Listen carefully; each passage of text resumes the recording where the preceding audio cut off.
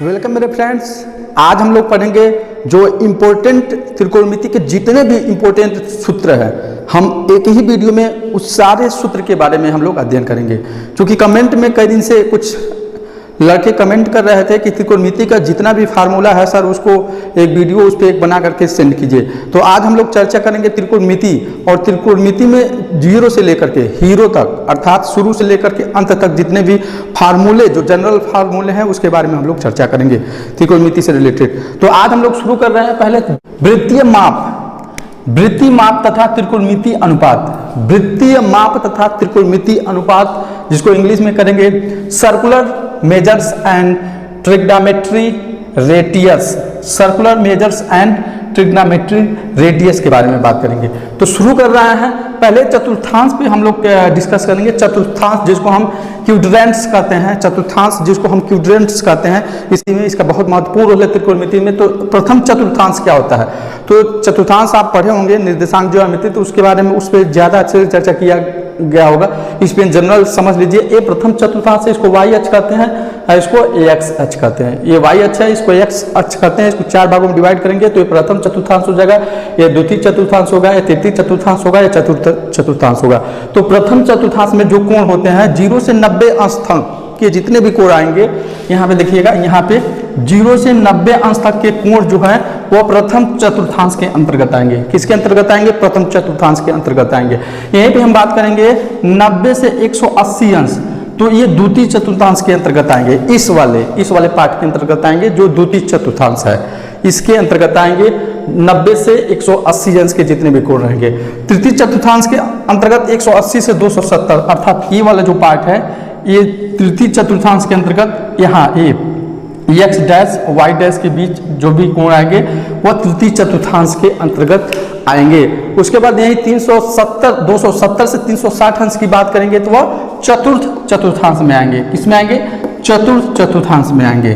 किसमें आएंगे? चतुर्थ चतुर्थांश के अंतर्गत 270 से 360 अंश के कोण आएंगे। अर्थात जितने भी क्यूड्रेंट्स हैं 0 अंश से 90 अंश, 90 अंश से 180 अंश, 180 अंश से 270 अंश, 270 अंश से 360 अंश, सभी को डिवाइड कर दिया गया है। कौन कितने किसके अंतर्गत आएगा? अब यहाँ पे देखिए इसका जो घुमाव है, यहाँ से देखिएगा ऐसे प्रथम चतुर्थांश, द्वितीय चतुर्थांश, तृतीय चतुर्थांश और चतुर्थ चतुर्थांश। यहाँ से कोण शुरू हो रहा है, उसके बाद यहाँ से मान लो यहाँ से कोण शुरू होगा, तो ऐसे घूमते घूमते घूमते घूमते घूमते घूमते घूमते घूमते यहीं पे आके मिल जा रहा है। अर्थात एक बिंदु पे 360 अंश के कोण बनते हैं, तो उसको डिवाइड कर दिया गया चार भागों में, जिसको प्रथम चतुर्थांश, द्वितीय चतुर्थांश, तृतीय चतुर्थांश और चतुर्थ चतुर्थांश के रूप में डिवाइड कर दिया गया है।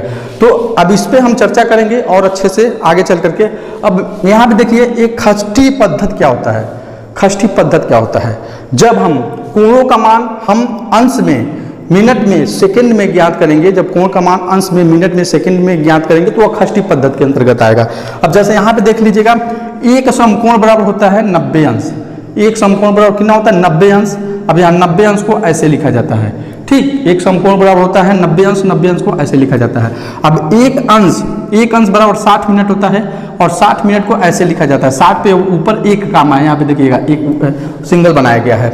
अब यहाँ पे एक अंश बराबर 60 मिनट होता है। अब यहीं पे एक मिनट बराबर 60 सेकेंड। 60 सेकेंड को यहाँ पे डबल, यहाँ पे एक रहेगा तो मिनट रहेगा, डबल रहेगा तो सेकेंड को इंडिकेट करेगा। इसको ध्यान से देख लीजिएगा, एक रहेगा तो यहाँ मिनट को इंडिकेट करेगा, डबल रहेगा तो सेकेंड को इंडिकेट करेगा। अब आगे हम सटीक, दूसरा जो है सटीक पद्धति। अब जब वही कोण हम कोण को ग्रेड में, कला में और त्रिकला में, ग्रेड में, कला में और त्रिकला में ज्ञात करेंगे जब कोण के मान को, तो वह सटीक पद्धति के अंतर्गत आएगा। तो यहाँ पे देखिएगा एक समकोण बराबर होता है 100 ग्रेड। हम 100 जी से भी इंटीग्रेट करें, 100 जी इंटू के ऊपर कॉर्नर के जैसे 10 पे 2 घात, 10 पे 3 घात दिया जाता है, तो यह जो घात के रूप में स्क्वायर है। तो 1 समकोण is equal to 100 grade is equal to 100 जी, इसको ऐसे इंडिकेट कर सकते हैं। वहाँ पे 1 ग्रेड 1 जी इजकल टू 100 कला, या इसको हम 100 पे सिंगल। अब यहाँ पे सिंगल का मतलब क्या है? सिंगल है तो मिनट में कन्वर्ट किया जा सकता है। उसके बाद एक कला, एक मिनट, यहाँ पे एक कला को, यहाँ पे कला को ऐसे इंडिकेट किया गया, यहाँ भी कला को ऐसे इंडिकेट किया गया।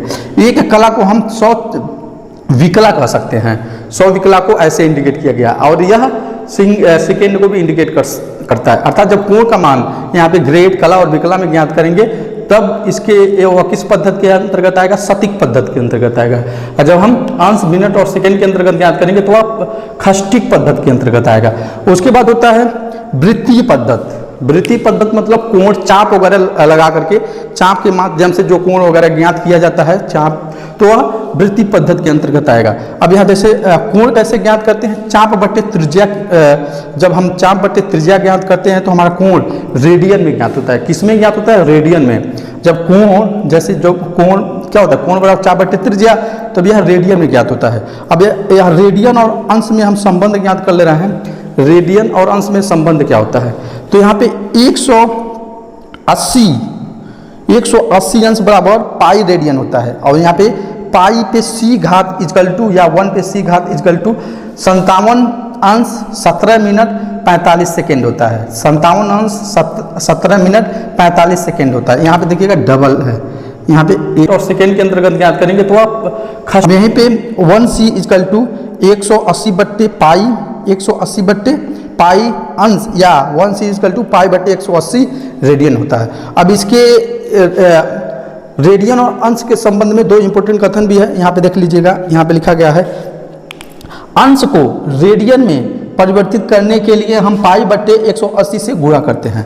क्या, अंश को रेडियन में परिवर्तित करने के लिए हम पाई बट्टे 180 से गुणा कर देते हैं। यहीं पर रेडियन को अंश में परिवर्तित करने के लिए 180 बट्टे पाई से गुणा करते हैं। दोनों एक दूसरे से अपोजिट है। क्या, जब अंश को रेडियन में ज्ञात करेंगे तो पाई बट्टे 180 से गुणा करेंगे, जब रेडियन को अंश में ज्ञात करेंगे तो 180 बट्टे पाई से गुणा करेंगे। तो ये त्रिकोणमिति के इंपॉर्टेंट फार्मूले हैं। अब उसके बाद त्रिकोणमिति अनुपात, ट्रिग्नोमेट्रिकल रेडियस के बारे में जान लें।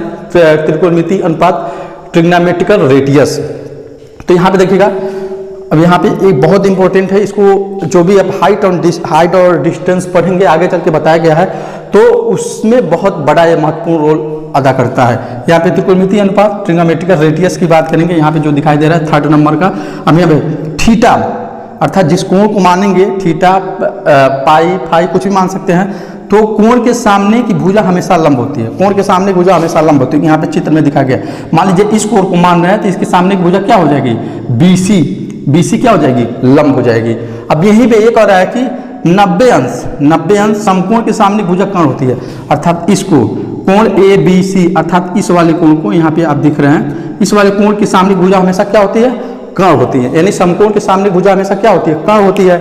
और समकोण के सामने भुजा कर्ण होती है, कोण के सामने भुजा लंब होती है। यदि इस कोण को लेंगे तो इसके सामने भुजा लंब हो जाएगी। यहीं पे जब हम इस कोण को लेंगे तो इसके सामने भुजा लंब ए हो जाएगी, इस स्थिति में आधार ए हो जाएगा।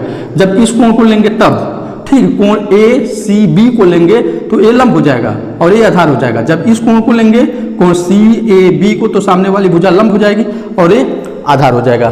ठीक, अब जो तीसरी भुजा बच जाता है आधार है, अर्थात जब हम लंब और कर्ण हमको ज्ञात हो जाता है तो उसके बाद जो भी भुजा बच रहा है वो क्या हो जाएगा, वह आधार हो जाएगा। क्या हो जाएगा, वह आधार हो जाएगा। त्रिकोणमिति के जो ट्रिग्नोमेट्री के जनरल फार्मूले होते हैं, जैसे यहाँ पे देखिएगा, साइन थीटा बराबर क्या होता है, लंब बट्टे कर्ण। कास थीटा बराबर क्या होता है, आधार बट्टे कर्ण। टेन थीटा बराबर क्या होता है, लंब बट्टे आधार। अब यहीं पे देखिएगा इसके जस्ट अपोजिट, उल्टा, यानी कोसेक थीटा बराबर क्या होंगे, कर्ण बट्टे लंब। से कोसेक थीटा बराबर कर्ण बट्टे लंब, सेक थीटा बराबर कर्ण बट्टे आधार, काट थीटा बराबर आधार बट्टे लंब। अब देखिए टेन का उल्टा काट, और ये इसका मान भी क्या हो जाएगा, अपोजिट हो जाएगा। यहाँ पे आधार नीचे है, यहाँ पे आधार ऊपर है, यहाँ पे लंब ऊपर है, यहाँ पे आधार लंब नीचे है। कास वाले और सेक में देखिएगा आधार ऊपर है, इसमें क्या है, यहाँ कर्ण ऊपर है, इसमें कर्ण नीचे है, इसमें आधार नीचे है। साइन में देख लीजिएगा लंब ऊपर है, कोसेक में लंब नीचे है, कर्ण यहाँ नीचे है और यहाँ पे कर्ण ऊपर है। ठीक, इसको शार्ट में याद करना चाहेंगे तो यहाँ पे लाल बट्टे कक्का के रूप में आप याद कर लेंगे तो कभी नहीं भूलेंगे इसका मान। जिसमें 6 को ज्या है तो 6 को हम कैसे याद करेंगे, तो यहाँ पे देखिए साइन थीटा बराबर एल बट्टे के यानी लंब बट्टे कर्ण, यहाँ पे लाल बट्टे कक्का यानी साइन थीटा बराबर लंब बट्टे कर्ण, कास थीटा बराबर ए से आधार बट्टे कर्ण, यहाँ टेन थीटा बराबर यल ए बट्टे लंब बट्टे आधार। अब इसी के उल्टा कर देंगे तो कोसेक थीटा बराबर क्या हो जाएगा, अब इसका उल्टा कर दिए कर्ण बट्टे लंब। ठीक, अब यहाँ पे सेक थीटा बराबर कर्ण बट्टे आधार और यहाँ पे काट थीटा बराबर लंब बट्टे आधार यहाँ पे है, तो ए बट्टे यल अर्थात आधार बट्टे लंब, एक काट थीटा हो गया। तो दोनों इसी फार्मूले में हम 6 का मान आसानी से ज्ञात कर सकते हैं।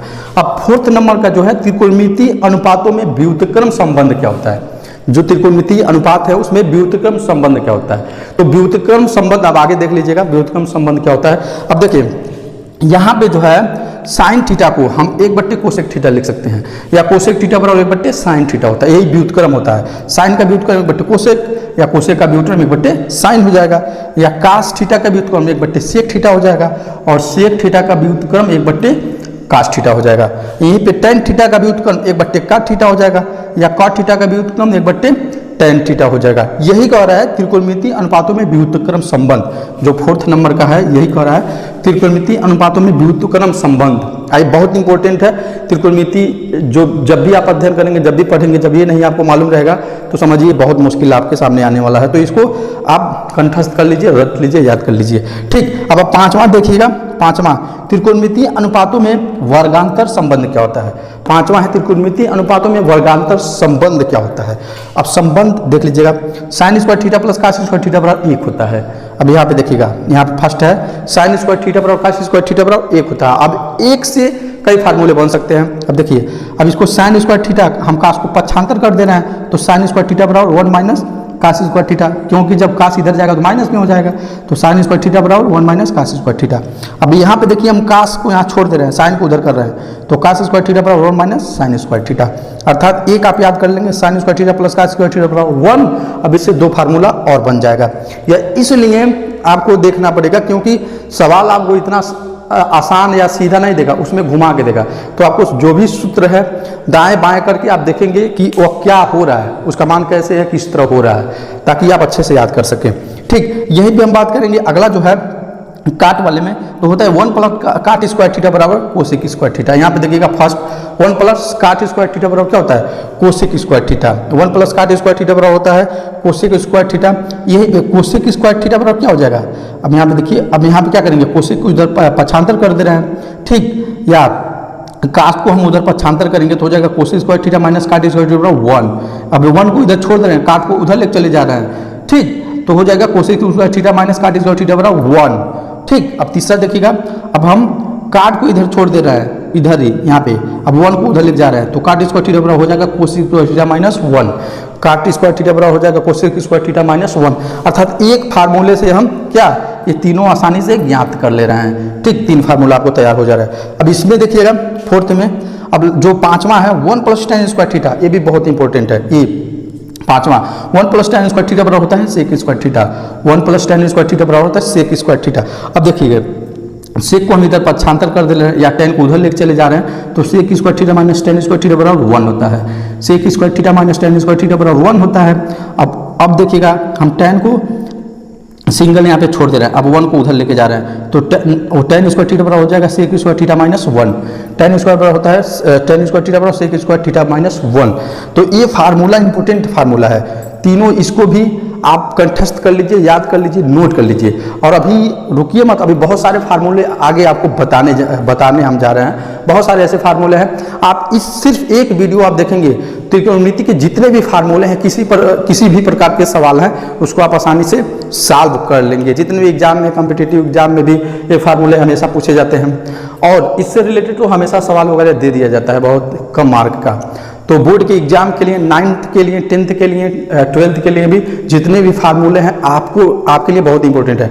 तो आप शुरू से लास्ट तक जितना भी त्रिकोणमिति का वीडियो है इसको देख लीजिए, और जितने भी सूत्र हैं आप एक डायरी में, अपने नोटबुक में इसको नोट कर लीजिए, क्योंकि ये सारे फार्मूले आपको सिर्फ एक ही वीडियो में बताए गए हैं, और यह आप कई वीडियो सर्च करके पढ़ेंगे तब जाके आपको सारे फार्मूले आपके सामने देखने को मिलेगा। तो आप इस वीडियो को शुरू से लास्ट तक देखिए, ठीक, और पूरे फार्मूले को आप नोट कर लीजिए। जो अगला फार्मूला है बहुत ही इंपॉर्टेंट है, विशिष्ट कोणों के त्रिकोणमितीय अनुपात। जो विशिष्ट कोण होते हैं त्रिकोणमिति में, उनका प्रयोग कैसे करें और उनका मान क्या क्या होता है उसके बारे में इस वीडियो में बताया जाएगा। तो देखिए trigonometrical radius of specific angles, trigonometrical radius of specific angles. अब ये सारे दिया गया है, एक वीडियो आपको अलग से बना के अपलोड कर दिया जाएगा, जिसमें बहुत ही शार्ट माध्यम से, ट्रिकल माध्यम से इसका मतलब मान निकालने के बारे में बताया जाएगा। फिलहाल ये देखिएगा चार्ट में आपको लिखा गया है, ये 0 अंश, 30 अंश, 45 अंश, 60 अंश कोण को इंडिकेट करता है, और नीचे जो है उसकी अनुपात को इंडिकेट करता है। अब यहीं पे देखिएगा साइन 0 अंश का मान जीरो होता है, लेकिन cos जीरो अंश का मान 1 होता है। यहाँ पे देखिएगा tan जीरो अंश का मान 0 होता है, यहीं पे cos जीरो अंश का मान अपरिभाषित होता है, जिसको अनंत बोलते हैं। sec जीरो अंश का मान 1 होता है, cosec जीरो अंश का मान अपरिभाषित इन्फिनेटिव अनंत होता है। यहाँ पे देख लीजिएगा, यहीं पे हम साइन 30 अंश की बात करेंगे तो 1/2 होता है, साइन 30 अंश की बात करेंगे तो 1/2 होता है। cos 30 अंश की बात करेंगे तो यहाँ पे देख रहे हैं 3/2 होता है। tan 30 अंश की बात करेंगे तो 1/3 होता है। cot 30 अंश की बात करेंगे तो 3 होता है। sec 30 अंश की बात करेंगे तो 2/3 होता है, और cosec 30 अंश की बात करेंगे तो 2 होता है। यहाँ पे दिख रहा है। अब यहीं पे हम 45 अंश की बात करेंगे तो साइन और cos का 45 अंश का मान 1/2 दोनों सेम होता है। साइन और cos 45 अंश का मान 1/2 यहाँ पे दिख रहा है। यहीं पे tan 45 अंश का मान 1 होता है, उसके बाद cot 45 अंश का मान भी 1 होता है। sec 45 अंश का मान आपको करने में 2 होता है, cosec 45 अंश का मान करने में 2 होता है। यहाँ पे देख लीजिएगा। उसके पश्चात साइन 60 अंश का मान करने में 3/2 होता है, cos 60 अंश का मान 1/2 होता है, tan 60 अंश का मान करने में 3 होता है, cot 60 अंश का मान 1/3 होता है, sec 60 अंश का मान 2 होता है, और cosec 60 अंश का मान 2 करने में 3 होता है। साइन 90 अंश का मान 1 होता है, cos 90 अंश का मान 0 होता है, tan 90 अंश का मान अपरिभाषित होता है, यहीं पे cot 90 अंश का मान 0 होता है, sec 90 अंश का मान अपरिभाषित होता है इन्फिनेटिव, और cosec 90 अंश का मान 1 होता है। अब याद करने का तरीका देख लीजिएगा। अब यहाँ पे देखिए कौन कौन से मान सिमिलर होते हैं, जैसे साइन और कॉसेक जो होता है 1/2 साइन और कॉसेक 45 अंश का मान सिमिलर होता है, cot 45 और tan 45 अंश का मान 1 होता है। लेकिन यहाँ पे देखिएगा साइन 60 अंश का मान करीब 3/2 होगा, लेकिन यहीं पे यहाँ पे साइन 60 अंश का 3/2 होगा, लेकिन यहाँ पे cos 30 अंश का मान करीब 3/2 होगा। दोनों एक दूसरे के अपोजिट तरह से आप बना करके याद करेंगे तो अच्छे से याद हो जाएगा। अब यहीं पे देखिएगा साइन 30 अंश का 1/2 होता है, लेकिन cos 60 अंश का मान 1/2 होता है। तो इस तरह करके आप इस चार्ट को याद करेंगे तो आसानी से इस चार्ट को आप याद कर सकते हैं। अब अगला जो है, अगला फार्मूला देखिएगा, चिन्ह जो विभिन्न चतुर्थांश से त्रिकोणमितीय अनुपातों को चिन्ह इसमें कैसे कैसे डिवाइड किया गया है। एक स्टार्टिंग में आपको दूसरे नंबर पे भी चतुर्थांश के बारे में हल्का सा बताया गया है, यहाँ पे देख लीजिएगा। चूंकि आपको मालूम है 4 चतुर्थांश होते हैं, ठीक। अब निर्देशांक ज्यामिति में अब x अक्ष y अक्ष के बारे में अच्छे से आप पढ़े होंगे, तो यहाँ पे देख लीजिएगा ये 4 है चतुर्थांश, मूल बिंदु जिसको कहते हैं, जिसका निर्देशांक क्या होता है 0 0 होता है, और इसको हम क्या कहते हैं, इसको हम y अक्ष कहते हैं, इसको इस वाले रेखा को इसको हम क्या कहते हैं x अक्ष कहते हैं। ऐसे डिवाइड करेंगे तो किसी भी यहाँ से मान लीजिए 0 अंश यहाँ से हम ले रहे हैं, यहाँ से तो 0 अंश कोण यहाँ से ऐसे ऐसे घूमते घूमते बनेगा, यहाँ पे आके यहाँ टच होगा 360 अंश का कोण बनेगा इस पे। तो इसको x अक्ष y अक्ष की जो रेखा है यहाँ मूल बिंदु एक दूसरे को विभाजित करती है, तो 4 बड़ा भागों में विभाजित हो गया जो कोण को भी डिवाइड करता है। तो यहाँ पे देखिएगा इस वाले पार्ट को प्रथम चतुर्थांश कहते हैं, इस वाले पार्ट को प्रथम चतुर्थांश कहते हैं, जिसमें सभी मान क्या होते हैं, जिसमें 0 से लेकर के 90 तक के सभी मान प्लस में आते हैं, जैसे sine theta, cos theta, tan theta, cosec theta और सेक थीटा, सभी के मान इसमें प्लस आएंगे। और यहीं पे द्वितीय चतुर्थांश में देखिएगा इसमें 0 से 90 अंश तक के कोण होते हैं, प्रथम चतुर्थांश है। यहाँ पे देखिएगा अब ये जो होता है द्वितीय चतुर्थांश, यहाँ पे देखिएगा इसमें 90 से 180 अंश तक के मान होते हैं। इसमें से केवल जो होता है साइन और कोसेक प्लस होता है, साइन और कोसेक प्लस होता है, आगे चल के आपको बताया जाएगा। बाकी से सभी माइनस में होते हैं। यहाँ पे देख लीजिए, यहाँ पे साइन और यहाँ पे कोसेक क्या होता है प्लस होता है, बाकी सभी क्या होते हैं इसमें माइनस होते हैं। इस वाले फार्मूले में यहाँ पे देख लीजिएगा। अब यहाँ पे ये द्वितीय चतुर्थांश है, ठीक। अब तृतीय चतुर्थांश की बात करेंगे तो केवल tan और cot प्लस होते हैं, शेष सभी माइनस होते हैं। किसमें, तृतीय चतुर्थांश में, जिसमें कोण 180 प्लस 270 होता है, 180 से लेकर के 270 तक इसमें होता है। अब यहाँ पे देख लीजिए, यहाँ पे लिखा गया है tan, यहाँ tan और cot यहाँ पे प्लस होते हैं, देखिए प्लस, बाकी सभी के सामने माइनस साइन, माइनस cos और माइनस सेक, माइनस कोसेक, सभी के सामने माइनस लिखा गया है। लेकिन ये दोनों क्या होते हैं, प्लस होते हैं। किसमें, या किसमें होते हैं, तृतीय चतुर्थांश में, जिसमें 180 से अंश तक का कोण लिया जाता है। ठीक, इसमें केवल tan और cot प्लस होते हैं, बाकी शेष माइनस होते हैं। अब चतुर्थ चतुर्थांश की बात करेंगे, यहाँ पे दिख रहा है चतुर्थ चतुर्थांश, तो इसमें 270 अंश से 360 अंश तक का लिया जाता है। यहाँ पे देखिए 270 अंश, 180 अंश यहाँ हो गया, यहाँ तक आ गया 270 अंश। अब यहाँ से लेके जाएंगे, यहाँ से यहाँ तक आ जाएगा क्या, 360 अंश। तो इस वाले पार्ट में जितने आएंगे वह 270 से 360 अंश आएंगे। इसमें केवल कास और सेक क्या होता है, प्लस होता है, बाकी से सभी क्या होते हैं, माइनस होते हैं। कास और सेक इसमें क्या होता है, प्लस होता है। इसमें कास और सेक, यहाँ पे देखिए कास और सेक क्या होता है, प्लस होता है, बाकी सब माइनस में होते हैं इसमें, ये चतुर्थांश में। अब इसको ऐसे शुरू करेंगे, ये 0 अंश, ठीक, यहाँ से लेके जाएंगे 90 अंश, यहाँ से लेके जाएंगे 80 अंश, क्योंकि एक रेखा पे ऊपर 180 अंश बनेगा, नीचे 180 अंश, एक बिंदु के साथ 360 अंश का कोण बनेगा।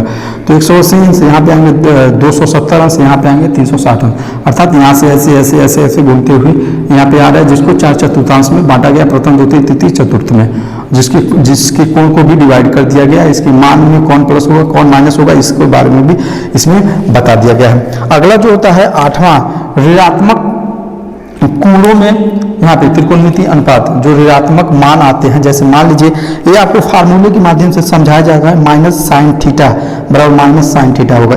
तो यहाँ पे इस तरह के सवाल आएंगे, यहाँ पे तो साइन माइनस थीटा का माइनस हट जाएगा, माइनस साइन थीटा हो जाएगा।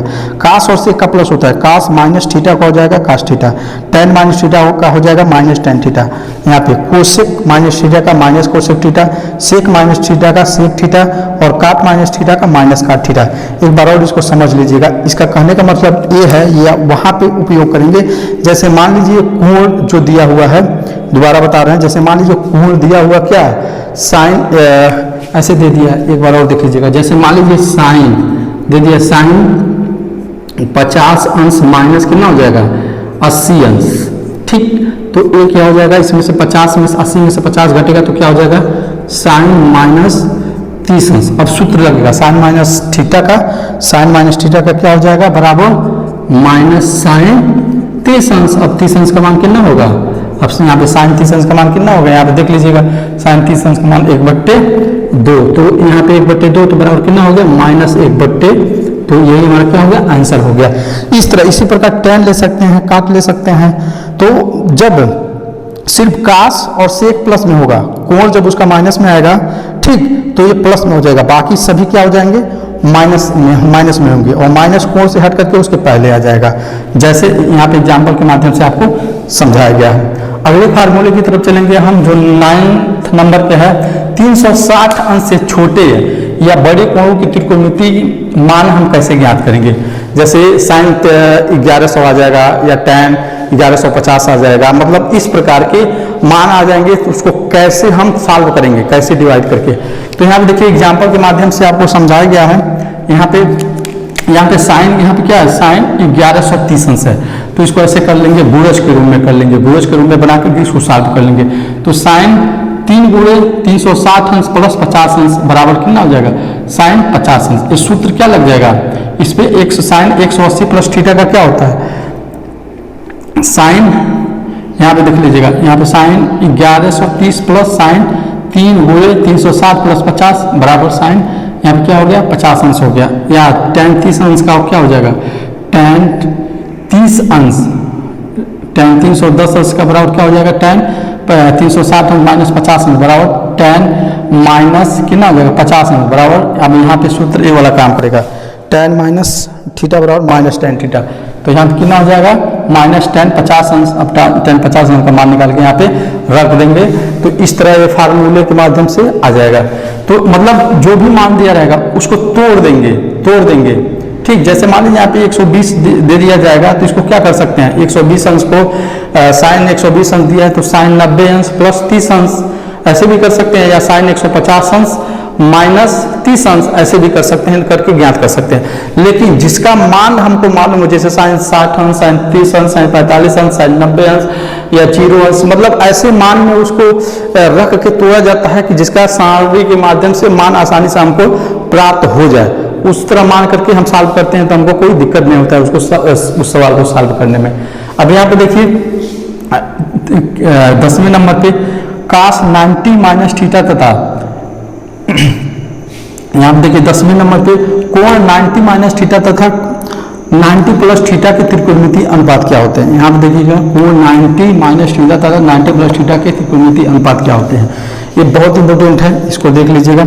यहाँ पे देखिए साइन 90 माइनस थीटा बराबर कास थीटा, कास 90 माइनस थीटा बराबर sine theta, ten 90 minus theta बराबर काट थीटा, काट 90 माइनस थीटा बराबर टेन थीटा, सेक 90 माइनस थीटा बराबर cosec theta, cosec 90 minus theta बराबर सेक थीटा। अर्थात इसमें सब प्लस होते हैं। 90 माइनस थीटा वाले में 90 माइनस थीटा वाले में सब प्लस होते हैं। यहाँ पे 90 माइनस थीटा वाले में सब प्लस होते हैं। अब इसी के यहाँ पे देखिएगा, अब इसमें जो होता है साइन 90 प्लस थीटा में कास थीटा, जो कास थीटा और सेक थीटा का मान प्राप्त होता है इसमें प्लस में आता है 90 प्लस थीटा वाले में। बाकी सब क्या हो जाते हैं, मान माइनस में होते हैं। यहाँ पे एग्जांपल में देख लीजिएगा, सूत्र के माध्यम से आपको बताया गया है, सूत्र ही है। यहाँ पे देख लीजिएगा साइन 90 प्लस थीटा बराबर कास थीटा, ये प्लस में है, और कास 90 प्लस थीटा बराबर माइनस आ रहा है, माइनस साइन थीटा तो माइनस में हो गया। टेन 90 प्लस थीटा बराबर माइनस कास थीटा, काट 90 प्लस थीटा बराबर माइनस टेन थीटा, सेक 90 प्लस थीटा बराबर माइनस कोसेक थीटा। यहाँ देखिएगा कोसेक 90 प्लस थीटा बराबर क्या होता है, सेक थीटा, तो ये दोनों क्या हो जाएगा, प्लस में हो जाएंगे। ए और ए कास का जो मान और सेक का जो मान प्राप्त होगा वो दोनों किस में आ जाएंगे, प्लस में आ जाएंगे 90 प्लस थीटा वाले में, और 90 माइनस थीटा वाले में सभी प्लस में ही प्राप्त होंगे। लेकिन प्लस वाले थीटा में 90 प्लस थीटा में कास और सेक प्लस, बाकी सब माइनस में प्राप्त होंगे। अब यहाँ पे देख लीजिएगा 11 जो 180 माइनस थीटा था 180 प्लस थीटा के त्रिकोणमितीय अनुपात क्या होंगे।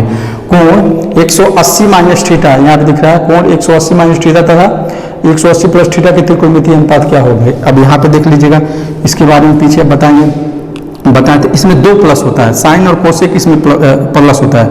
यहाँ देखिएगा साइन और कोसेक प्लस होता है, बाकी सब माइनस होते हैं। आप देखिए साइन 180 माइनस थीटा बराबर साइन थीटा, अब यहाँ पे कास 180 माइनस थीटा बराबर minus cos theta, tan 180 minus theta बराबर minus tan theta, cot 180 minus theta बराबर माइनस काट थीटा, और सेक 180 माइनस थीटा बराबर minus sec theta, cosec 180 minus theta बराबर कोसेक थीटा। तो अर्थात साइन और कोसेक इसमें क्या है, प्लस है, बाकी सभी माइनस है 180 माइनस थीटा वाले में।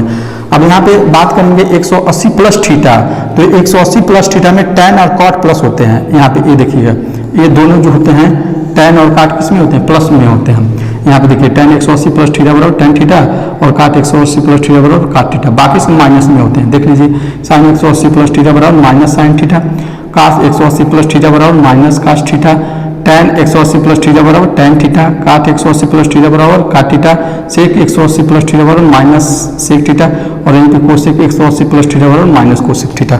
अब यहाँ पे देखिएगा 12 नंबर पे दो कोणों के योग और अंतर का त्रिकोणमितीय अनुपात, दो कोणों के योग और अंतर का त्रिकोणमितीय अनुपात, ये देख लीजिएगा, ये भी फार्मूला बहुत इंपॉर्टेंट है। यहाँ पे साइन ए प्लस बी बराबर sine A into cos B plus cos A into sine B, sine A plus B का, यहीं पे साइन ए माइनस बी का करेंगे तो sine A into cos B minus cos A into sine B.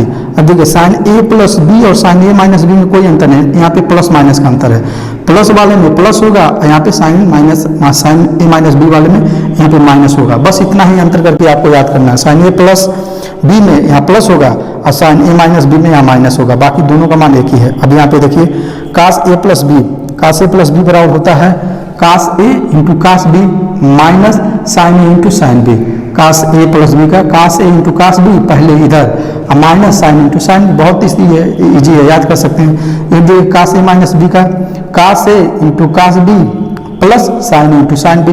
अब देखिए cos A plus B वाले में कास ए इंटू कास बी यहाँ पे माइनस है, यहीं पे कास ए माइनस बी वाले में यहाँ पे प्लस है। ऐसे आप अंतर करके याद करेंगे तो आसानी से याद हो जाएगा। अब यहाँ पे देखिए tan a प्लस बी का tan a प्लस बी का tan a plus tan b बट्टे 1 minus tan a into tan b, यहाँ पे देखिए tan a प्लस बी का tan a plus tan b बट्टे 1 minus tan a into tan b, into मतलब गुणा है, tan a माइनस बी का tan a minus tan b बट्टे 1 plus tan a into tan b। किसमें अंतर है, यहाँ प्लस है तो ऊपर प्लस है नीचे माइनस है, यहाँ माइनस है तो ऊपर माइनस है नीचे प्लस हो गया। ऐसे दोनों में अंतर करके आप आसानी से याद कर लेंगे। काट ए प्लस बी का देखिएगा, यहाँ पे काट ए इंटू काट बी माइनस 1, यहाँ पे प्लस है तो ऊपर माइनस है काट वाले में, नीचे भी क्या होगा नीचे यहाँ प्लस होगा, यहाँ पे देखिएगा यहाँ पे नीचे प्लस हो जाएगा, जब ऊपर यहाँ पे नहीं लिखा गया मिस्टेक हो गया। यहाँ पे देखिएगा काट ए प्लस बी, काट ए इंटू काट बी -1 बट्टे काट बी प्लस काट ए, काट बी प्लस काट ए हो जाएगा। अब यहाँ पे देखिएगा काट ए माइनस काट बी बराबर काट ए इंटू काट बी +1 बट्टे काट बी माइनस काट ए। यहाँ पे काट ए माइनस बी का ऊपर क्या हो जाएगा, प्लस हो जाएगा, नीचे माइनस हो जाएगा। यहाँ पे काट ए प्लस बी में ऊपर माइनस नीचे प्लस हो जाएगा। तो काट ए माइनस बी का देख लीजिए, काट ए इंटू काट बी +1 बट्टे काट बी माइनस काट ए। यहाँ देखिएगा काट ए काट माइनस काट बी नहीं करेंगे, काट बी, बी में से ए घटाया गया है, ए में से बी नहीं घटाया गया, इस बात को ध्यान दीजिएगा। यहाँ प्लस है तो काट ए प्लस काट बी हो सकता है या काट बी प्लस काट ए हो सकता है, क्योंकि जोड़ है। यहाँ पे माइनस है, काट बी में से ही काट ए घटेगा तभी सही होगा, नहीं तो गलत हो जाएगा।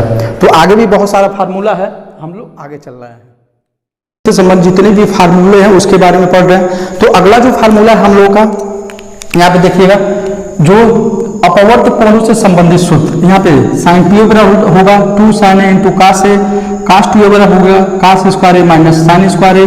अब इसी से दो सूत्र बन जाएगा 2 कास स्क्वायर ए -1 या 1 माइनस साइन स्क्वायर ए। इसी एक सूत्र से दो सूत्र तैयार हो गया।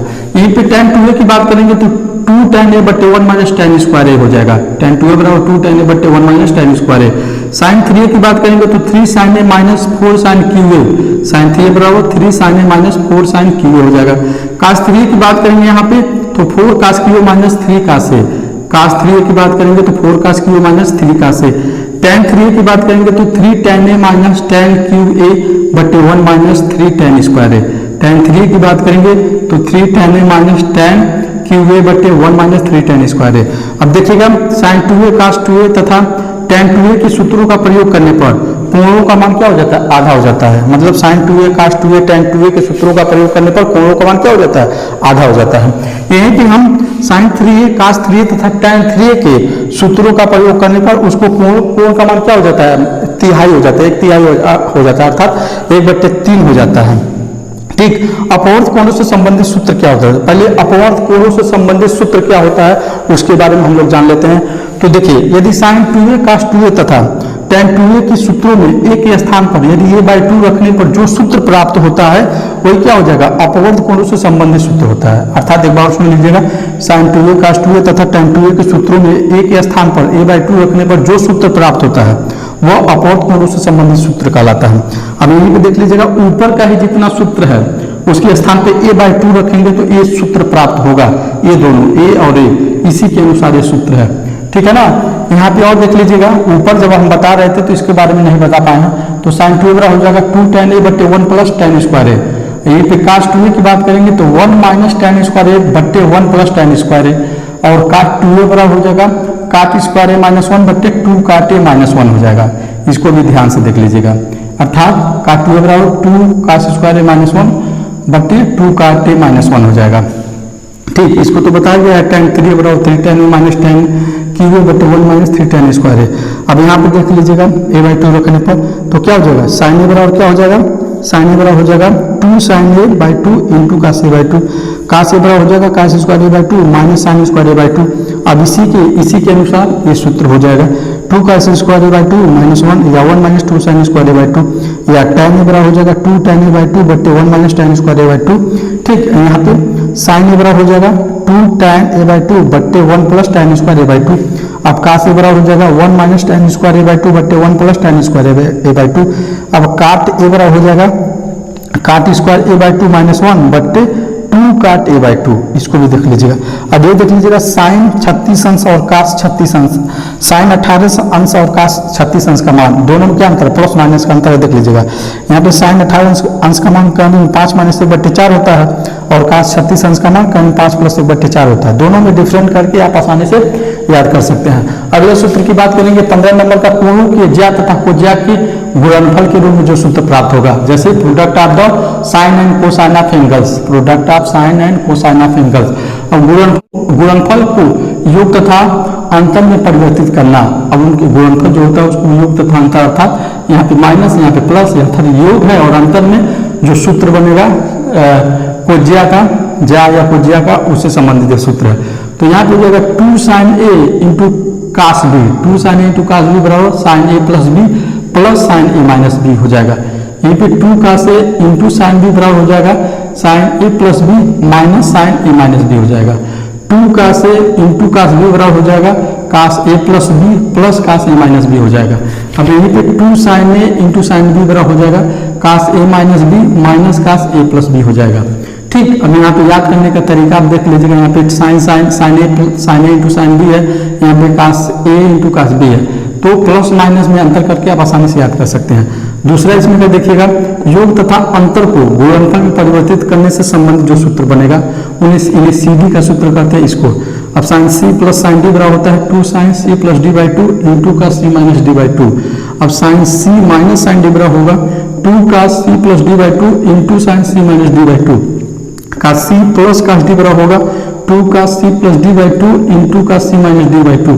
अब इसमें देखिएगा इस वाले सूत्र में सबसे थोड़ा डिफरेंट है, का सी माइनस का डी बराबर 2 sine C plus D by 2 into sine D minus C by 2।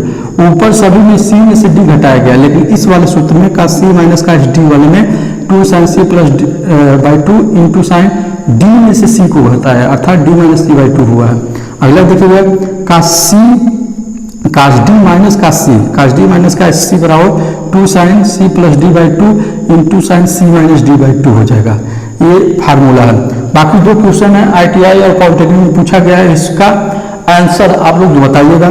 इसका आंसर यहाँ पे लिख दिया गया, जैसे क्वेश्चन नंबर 1 है, यदि साइन 44 थीटा बराबर कास थीटा हो तो tan 15 थीटा का मान ज्ञात करना है। पॉलिटेक्निक में पूछा है, इसका आंसर हो जाएगा 1/3।